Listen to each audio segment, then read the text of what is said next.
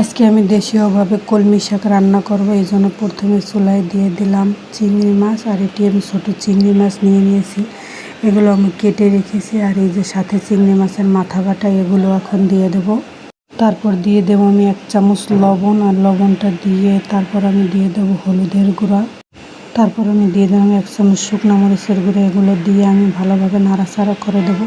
আর এখন আমি কোনো তৈল দিইনি, আমি পরে তৈল দিয়ে বাগার দেবো। তারপর দিয়ে দিলাম কাঁচামরিচ দেওয়ার পরে এই যে দেখেন আমার চিংড়ি মাছের কালারটা কি সুন্দর এসেছে। আমার চিংড়ি মাছটা হয়ে গেছে। এখন আমি দিয়ে দেবো কেটে ধুয়ে রাখা শাক। এই শাকগুলো আমি দিয়ে ঢাকনা দিয়ে কিছুক্ষণ সেদ্ধ করে নেব। আর এই শাকগুলো এখন বেশি দেখাচ্ছে, যখন আমি জাল করব তখন একদম অল্প হয়ে যাবে। আর এই যে আমার দেওয়া হয়ে গেছে, এখন আমি ঢাকনা দিয়ে ঢেকে রেখে দিলাম।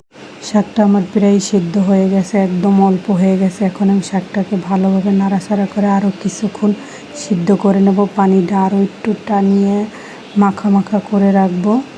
তারপর চুলায় একটা কড়াই বসিয়ে দিলাম। কড়াইতে কিছু তেল দিয়ে দিলাম। তেলটা গরম হয়ে দিয়ে দিলাম কুচানো রসুন, তারপর দিয়ে দিলাম কুচানো পেঁয়াজ।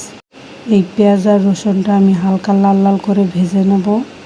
পেঁয়াজ রসুন ভাজা হয়ে গেছে। এখন আমি তুলে রেখেছিলাম যে শাকগুলো এখন বাগার দিয়ে দেব।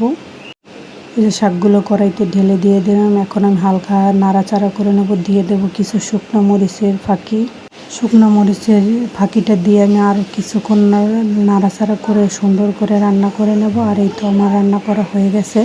এখন আমি একটা বাটিতে তুলে নিলাম।